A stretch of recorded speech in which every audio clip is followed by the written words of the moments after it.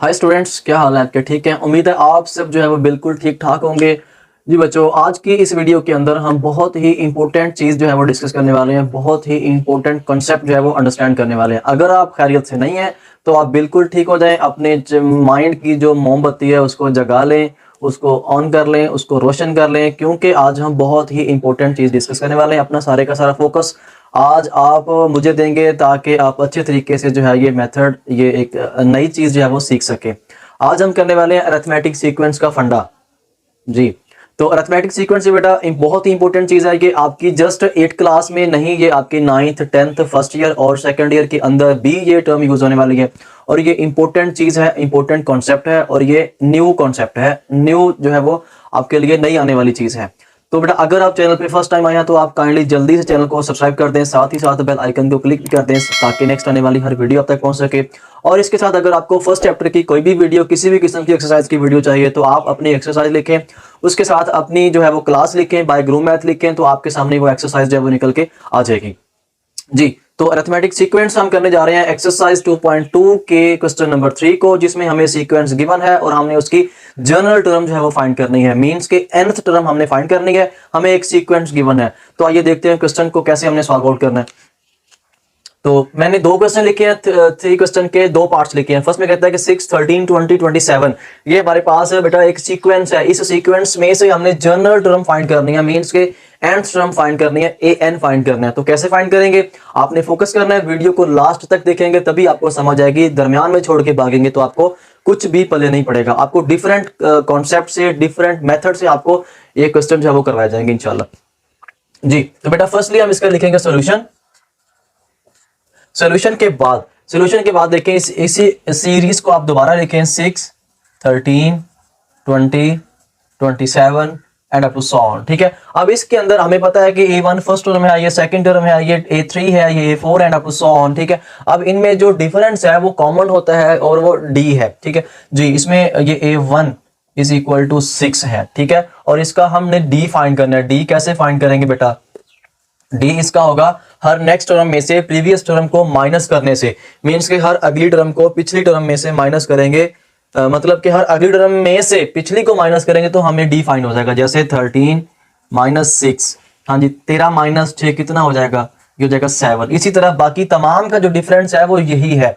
हाँ जी, 20 माइनस 13 ये भी 7 है, 27 माइनस 20 ये भी हमारे पास जो है ये 7 आ जाएगा। ठीक है, तो बेटा इसमें हमारे पास जो A1 आया है वो 6 है और जो D है वो मेरे पास 7 है। अब हम जनरल टर्म फाइंड करेंगे। जनरल टर्म क्या होती है? अगर मैं यहाँ पे AN जनरल टर्म लिखूं तो AN is equal to A1 plus n minus 1 D, ये जनरल टर्म होती है।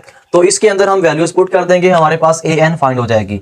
हाँ जी, AN is equal to A1 कितना था? 6 प्लस n माइनस 1 D कितना था मेरे पास? 7। ठीक है, तो AN is equal to 6 plus ये हो जाएगा बेटा 7n माइनस 7। ठीक है, तो ये लास्ट इसकी जो आंसर है वो हमारे पास आ गया है। AN is equal to 6 minus 7, ये माइनस का 1 आएगा तो ये हो गया 7n minus 1 which is general term. ठीक है, विच इज nth टर्म या general term, which is general term. तो ये हमारी एक क्वेश्चन जो है ये सॉल्व आउट हो गया। अब इस सेकंड पार्ट में कहता है कि 5, 7, 9 एंड 11 ये हमारे पास क्वेश्चन है। तो इसे भी हमने सबसे पहले लिखना है एक तरतीब के साथ, फिर इसमें से अपने A1 फाइंड करना है, फिर इसमें हमने D फाइंड करना है, फिर इसको जनरल टर्म में पुट कर देंगे तो हमारे पास जो है वो N फाइंड हो जाएगा। जी, इसमें जी सोल्यूशन इसको लिखा 5, 7, 9, 11 and up to so on. ठीक है, इसके अंदर A1 कितना है मेरे पास? 5। सिमिलरली D कितना है? 7 माइनस 5 कर दें तो 2। ठीक है, तो मींस के A1 हमें फाइंड हो गया इसमें से 5 एंड D मेरे पास आ गया 2। ठीक है, अब हम यहाँ पे जनरल टर्म लिखेंगे। जनरल टर्म कौन सी बनती है? तो बेटा जनरल टर्म होती है AN is equal to A1, यहाँ पे आ जाएगा A1 plus n minus 1 D। ठीक है, तो इसके अंदर वैल्यूज आप पुट कर दें। वैल्यूज आप पुट करेंगे तो AN is equal to A1 कितना है? 5, उसके बाद plus n minus one into d, n हमारे पास as it is n minus one, d मेरे पास है 2, ठीक है। तो इसको आपके पास आ जाएगा 5 प्लस 2n माइनस 2, तो यहाँ पे ए एन इज इक्वल टू ये हो जाएगा बेटा 2n प्लस 5 माइनस 2। तो यहाँ पे हमारे पास जो जनरल टर्म जो फाइंड हो जाएगी मीन्स के ए एन वो आ जाएगा मेरे पास a n is equal to 2n plus 3, ठीक है, विच इज जनरल टर्म, ठीक है। इस तरह जो है हमारा क्वेश्चन अच्छे से कंप्लीट हो गया। अब इसी तरह हम इसका मूव ऑन करेंगे इसी के 3 और 4 पार्ट की तरफ।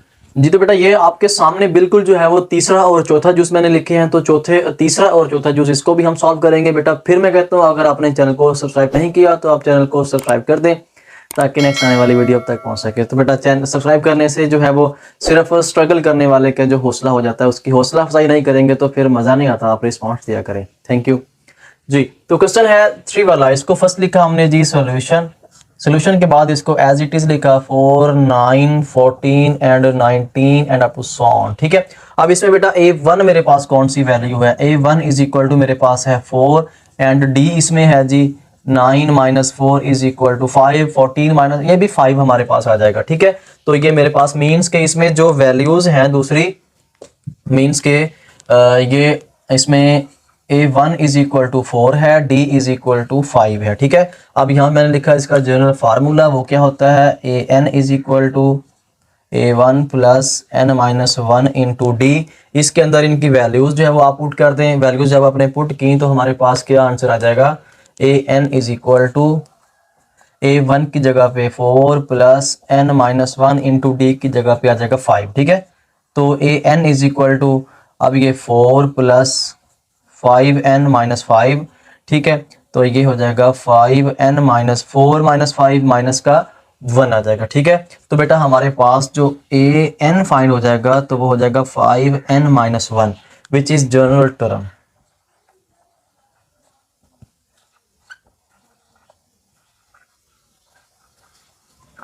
विच इज जनरल टर्म, ठीक है। इस तरह जो क्वेश्चन फाइंड आउट हो गया। इसी तरह हम इसको मूव ऑन कर देंगे बेटा। इसका हम लिखते हैं जी सॉल्यूशन के बाद a1 is equal to 2 and d is equal to 12 minus 2 is equal to 10, ठीक हो गया। तो ये हमारे पास a1 और d की वैल्यूज आ गई है। नेक्स्ट आपने करना है जी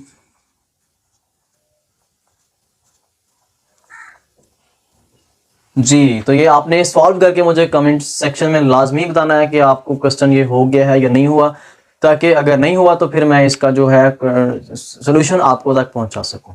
ये तो बेटा ये हमारे सामने क्वेश्चन नंबर जो है वो क्वेश्चन नंबर 4 जो है वो लिखा हुआ है। क्वेश्चन नंबर 4 की आप स्टेटमेंट को बहुत ही केयरफुली इसको आप रीड करें, इसको समझने की कोशिश करें, इसको अंडरस्टैंड करें, इसको आप इसके ऊपर प्रॉपरली फोकस करें। क्वेश्चंस के ऊपर कहता है कि which term of arithmetic sequence 1 4 7 up to so on is 91। कहता है कि ये हमारे पास एक सीक्वेंस दी हुई है, एक ये सीक्वेंस जा रही है अप टू सो ऑन 91 तक। हमने बताना यह है कि 91 कौन सी वाली टर्म बनती है, ये 10वीं है, 12वीं है, 13वीं है, 5वीं है या 20वीं है, कौन सी टर्म बनती है। तो हमने ये टर्म मीन्स के फाइंड करनी, मीन्स के इसमें से n फाइंड करना है हमने, ठीक है। फर्स्टली हमने इसका लिखा सोल्यूशन के बाद इस टर्म का मैंने दोबारा लिखा 1 4 7 अप टू सो ऑन 91 तक, ठीक है।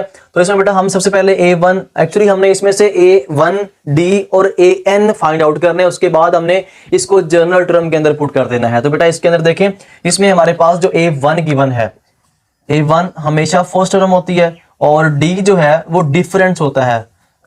आप पहली दो वैल्यूज का डिफरेंस ले लें, 4 माइनस 1, ये मेरे पास 3 डिफरेंस आ जाएगा, ठीक है। सिमिलरली जो लास्ट वाली है उससे हम an जो है वो an वैल्यू होगी हमारे पास, a1 d और an हमें फाइंड आउट हो गए। अब इसको हम जो है इसको एक फ्रेम के अंदर, इस फ्रेम के अंदर हम इसको फिट करने की कोशिश करते हैं। an is equal to a1 plus n minus 1 into D. इसके अंदर आप इसको पुट करें तो बेटा an की जगह पे an की वैल्यू, a1 की जगह पे a1 की वैल्यू, d की जगह पे d की वैल्यू पुट करें।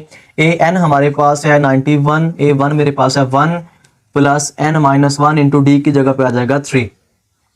91 इज इक्वल टू 1 प्लस इसको मल्टीपल करें 3n माइनस का 3 माइनस 3 प्लस 1, ठीक है। इन दोनों वैल्यूज को आप इस साइड पे ले आए, 91 माइनस 1 और ये माइनस 3 इधर आके प्लस का हो जाएगा और ये इधर हो गया मेरे पास 3n, ठीक है। तो 91 माइनस 1 ये हो गया 90 प्लस 3 ये हो जाएगा आपके पास 93 इज इक्वल टू 3n। तो बेटा हमने इसको हमने फाइंड आउट करना है, मीन्स के इसको मैं यहाँ पे शिफ्ट करता हूँ 3n इज इक्वल टू 93। आपने 3 को डिवाइड किया क्योंकि हमने n की वैल्यू फाइंड करनी है, तो 3 3 द 9 3 1, तो n इज इक्वल टू मेरे पास आ गया 31। ठीक है, तो हम यहाँ पे लिख सकते हैं 91 इज द 31th टर्म। ठीक है, ये हमारे पास 1th term of the sequence. ठीक है, तो हमारे पास जो 91 थे, यही हमने बताना है कौन सी टर्म है, तो ये 31वीं टर्म है, तो ये हमारा जो है वो फाइंड आउट हो गया है। मूव करेंगे इसी के जो है वो क्वेश्चन नंबर 5 की तरफ। चलिए बेटा, ये हमारे पास क्वेश्चन नंबर जो है वो 5 है। क्वेश्चन नंबर 5 को बिल्कुल ये क्वेश्चन नंबर 4 की तरह है, तो सेम वही चीज है, जस्ट इसमें वैल्यूज चेंज है। वैल्यूज चले, इसको मैं सॉल्व करता हूँ। ये मेरे पास फर्स्टली सोल्यूशन का, सोल्यूशन के बाद मैंने लिखा 2 फिर 5 फिर 8 up to so on is 62। बेटा वैसे ही इसकी जो a1 जो वैल्यू होगी वो मेरे पास a1 is equal to 2 and d is equal to 5 minus 2 is equal to 3 and an is equal to 62। इसको आपने भी वैसे ही उस फ्रेम के अंदर जो है हमने फिट करने की कोशिश करनी है, a1 plus n minus 1 into D. तो an की जगह पे हम an की वैल्यू लिखेंगे, an मेरे पास है 62, a1 की जगह पे 2 plus n minus 1 into D की जगह पे आ जाएगा 3। ठीक है, ये 62 एज इट इज। तो इसी तरह ये 2 प्लस इसको मल्टीपल किया 3n माइनस का 3, ये यहाँ पे 2 माइनस 3, यहाँ पे आ गया बेटा हमारे पास माइनस का 1। ठीक है, या इसको इधर ले आए, 62 2 को इधर लेके आए, माइनस का हो गया, और ये 3 इधर आके प्लस का हो गया है। ठीक है, तो इधर हमारे पास आ गया 3 एंड 62 माइनस 2 60, 60 प्लस 3 हो गया हमारे पास 63 इज इक्वल टू 3n। ठीक है, तो अब 3 को आप डिवाइड कर दें। 3 को जब हमने डिवाइड किया तो मेरे पास जो आंसर आया 3 2 द 6 और 3 1 द 3, मीन्स के 21 टर्म आ गई है। ठीक है, तो हम यहाँ पे लिख सकते हैं 62, ये n इज इक्वल टू मेरे पास आ गया 21। ये देखें जी, n फाइंड आउट हो गया। अब लिख सकते हैं 62 is the 21th term of sequence. ठीक है, तो इस तरह हमारे क्वेश्चन जो है वो क्वेश्चन नंबर 5 था, ये 5 तक कंप्लीट हो चुके हैं। ठीक है, नेक्स्ट इंशाल्लाह हम जो है वो नेक्स्ट वीडियो के अंदर इसको सॉल्व करेंगे। अगर आपको चैप्टर 1 के क्वेश्चन चाहिए तो आप इसके डिस्क्रिप्शन के अंदर मैंने उसकी प्लेलिस्ट दे दी है, आप उसके थ्रू जाके आप वो लेक्चर भी ले सकते हैं। Thank you.